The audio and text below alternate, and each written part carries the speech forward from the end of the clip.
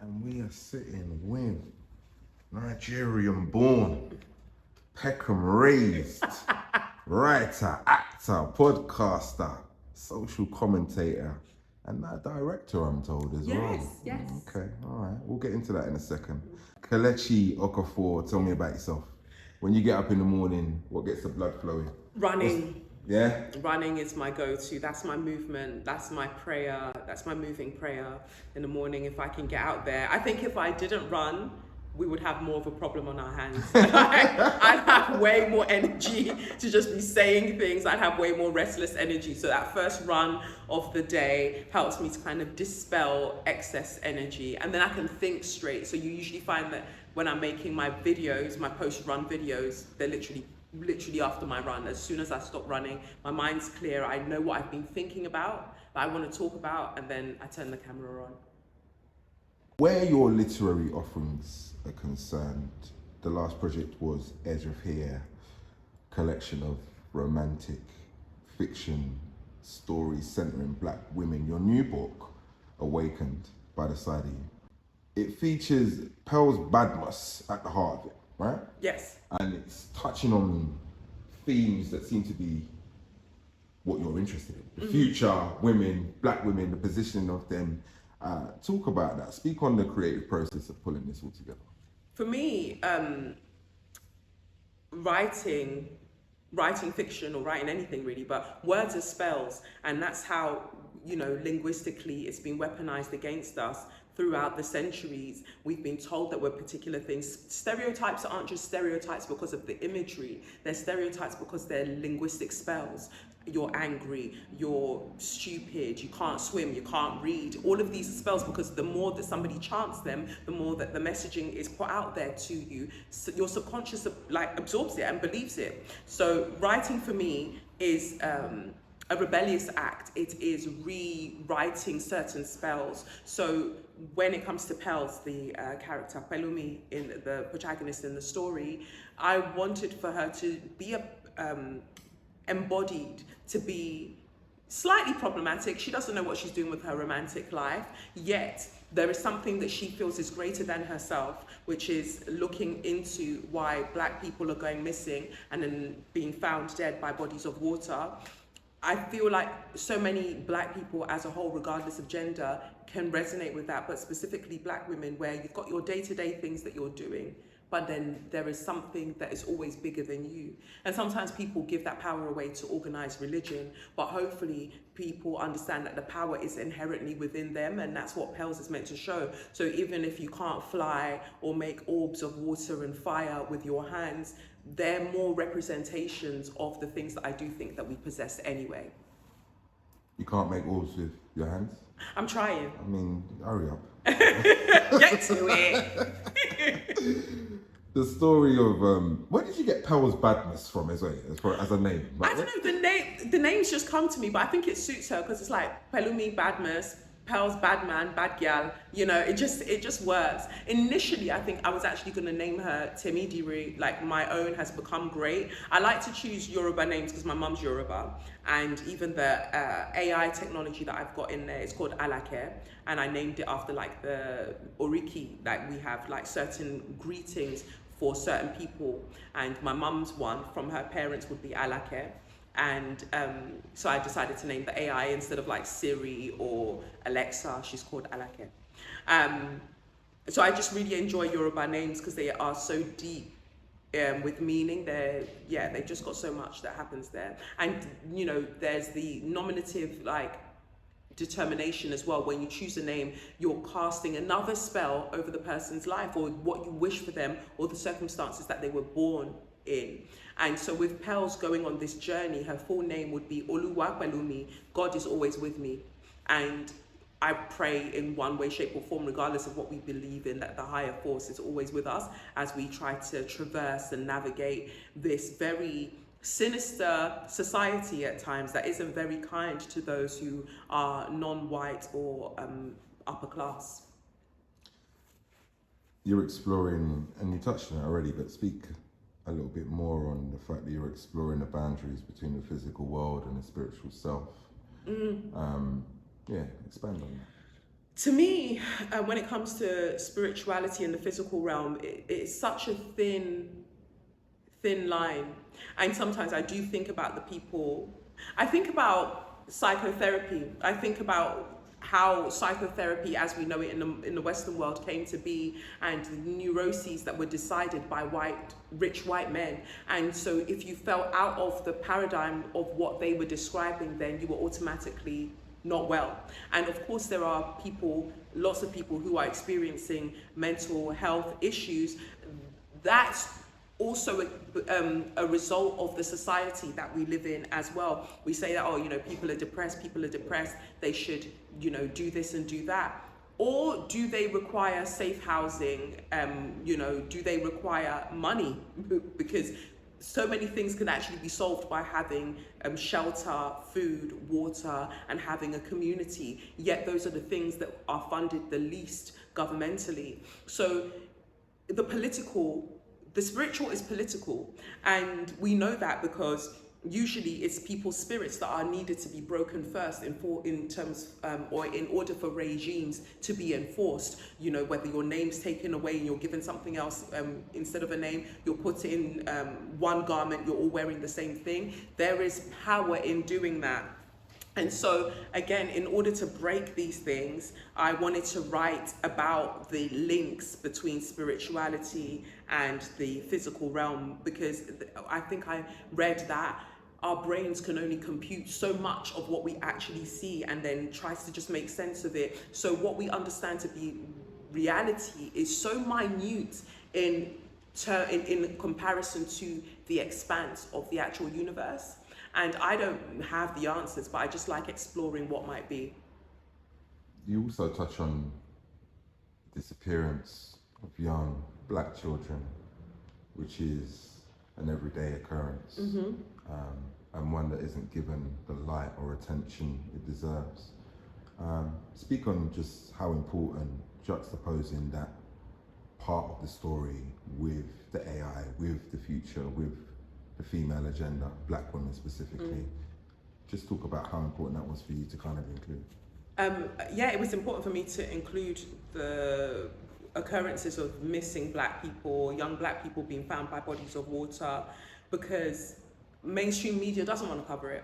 And I know, I'm not silly, I know that part of the reason that I even got certain book deals is because of my platform.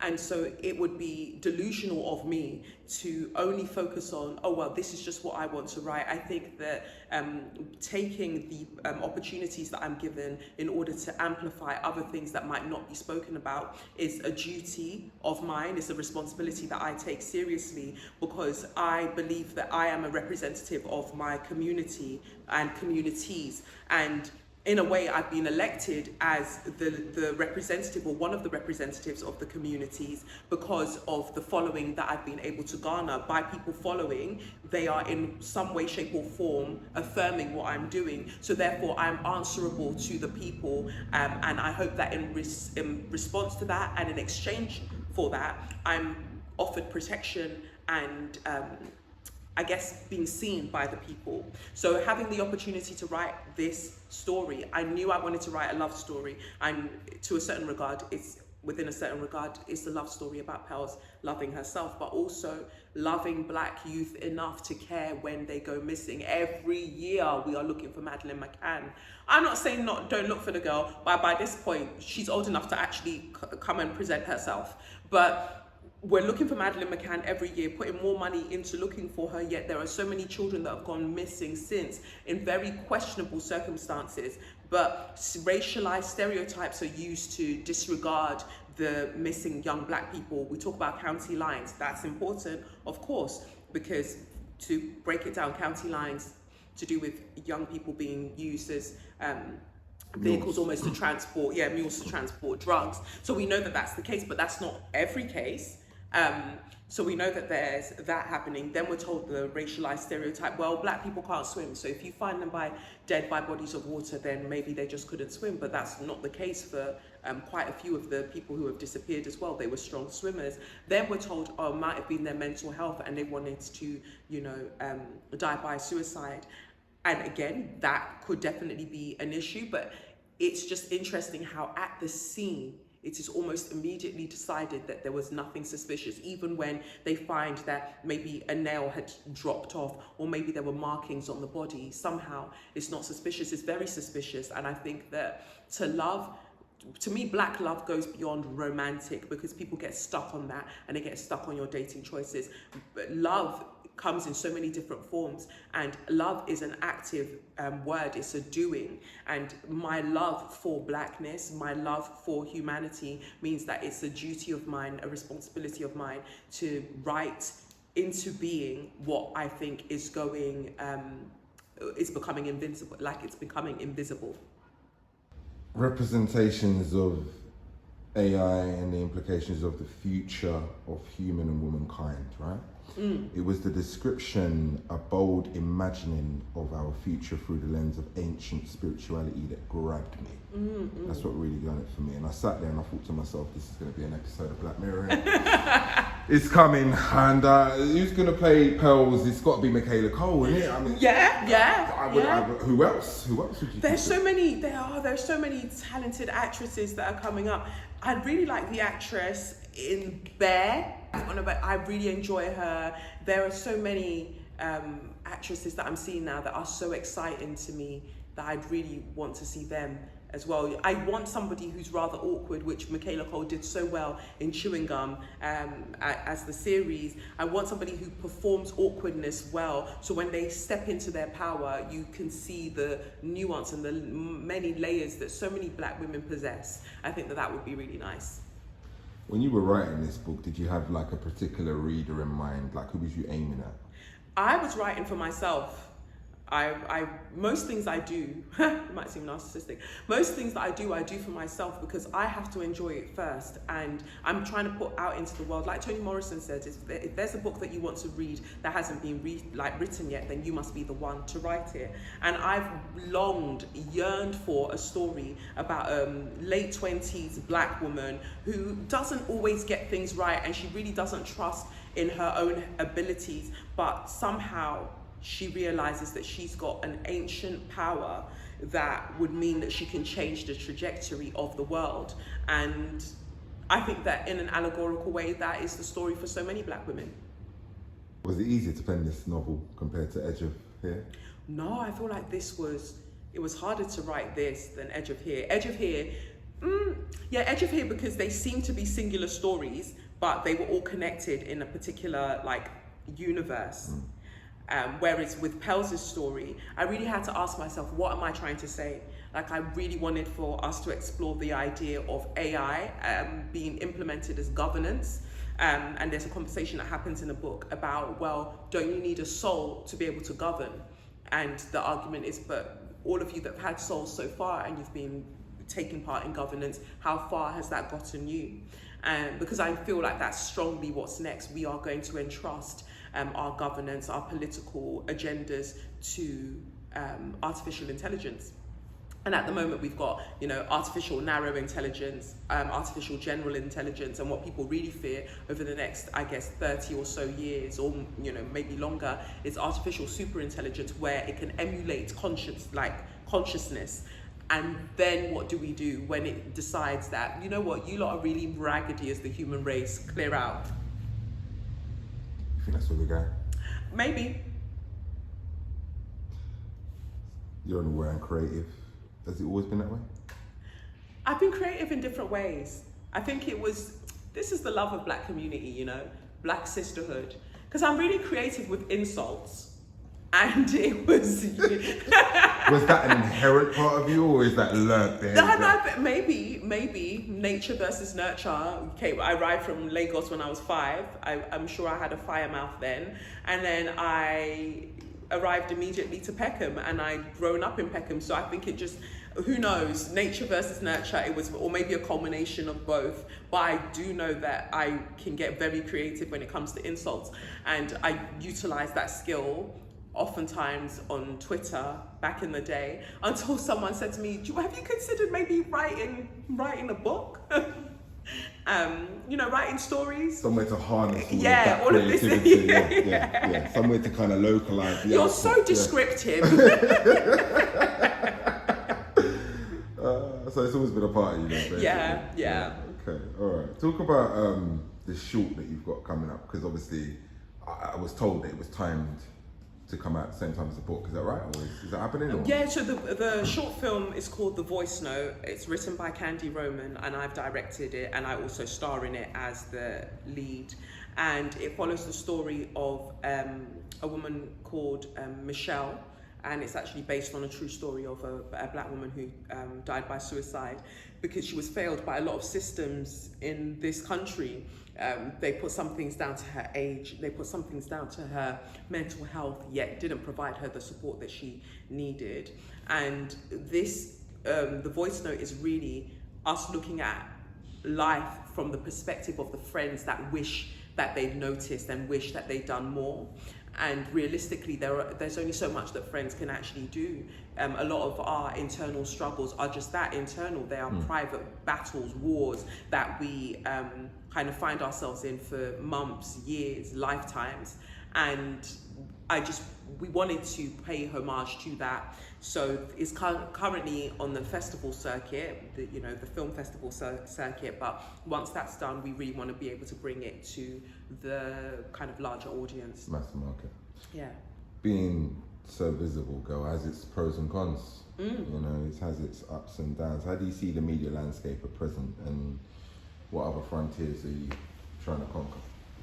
I don't even have anything really in mind. I'm just responding to life. And I think that in a capitalist society, you're always expected to have a 5-year plan, a 10-year plan. I just take each day as it comes. I have a general desire to, maybe have a bigger pole dance studio, and to write more, to build another children's home in Nigeria, because I opened a children's home in Nigeria last year, May 2024.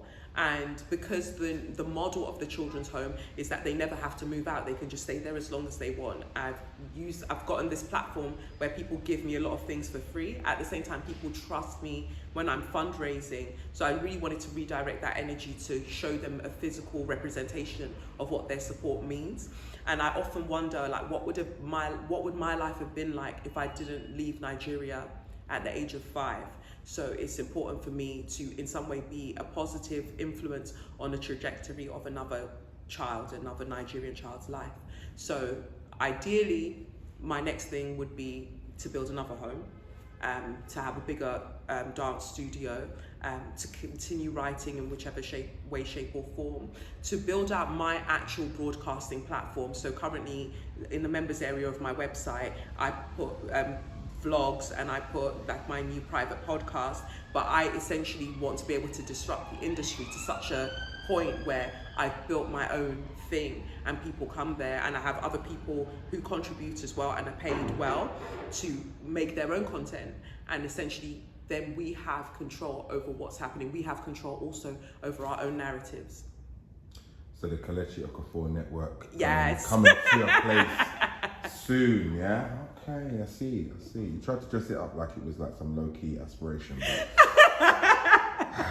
we got there in the end. As you promote this book over the coming months, are you keen to kind of get stuck into, I think you just touched on some of those, to get stuck into some specific topics and areas of discussion, Yeah, I mean, artificial intelligence and spirituality, especially Yoruba spirituality, they're so intertwined, especially if you were to go for a divination with a babalawo. And it's interesting how our indigenous practices have been villainized and demonized as a result of colonialism. And we have lost our power collectively in certain regards. And I look at the successful rebellions that we've seen of those who were enslaved, and what did they believe in? Because it wasn't Christianity. And that's not to take anything away from Christianity, but rather than to say that they had a specific way of operating. And then for that reason, I think that even the colonial powers saw what was possible in those spiritual systems, and wouldn't want people to tap into that sort of cosmology because they are harder to govern. And I want to explore that more, because essentially we will see that also play out in one way, shape or form with artificial intelligence. Once people realize what they are capable of doing, what they are able to do, it will be harder to govern them, even if you can play with the algorithmic sort of rhythm of of artificial intelligence. I could sit here and talk to you forever. Yeah, I really could. I appreciate your time. Thank you. Appreciate you bringing this book to market. Appreciate the artwork. Let's talk about the artwork for a second. Hold it up so people can see. Was that inspired by yourself, your artist? Talk to me. Just an incredible illustrator that we brought on board. I said I wanted a face, and I wanted her to look almost like she was made up of stars, because that's how the entities, the celestial beings that speak with Pels, that's how they're described in the book. And so to see this interpretation, when we were going through the different versions, I was just taken in by it. And I remember the head wrap initially was blue, and I said, I really see it as it should be purple. There's something regal about the purple, and also in a particular way to pay homage to, you know, people like Alice Walker, who said feminism is to womanism like purple is to violet, and so, or is it to lavender? I just misquoted her, but that's why. Okay. All right, when's it out? June 26th? June 26th is out, yes. All right, where can people follow you who don't already? Who don't already? At Kelechnikov, yes, Kelechnikoff, Kelechnikov. And you mentioned the meaning of names and how important that is to you earlier. What does your name mean? As in Kelechi? Yeah. Thank God. Well, thank God. Thank God you came. Appreciate you. Appreciate your time. Thank you.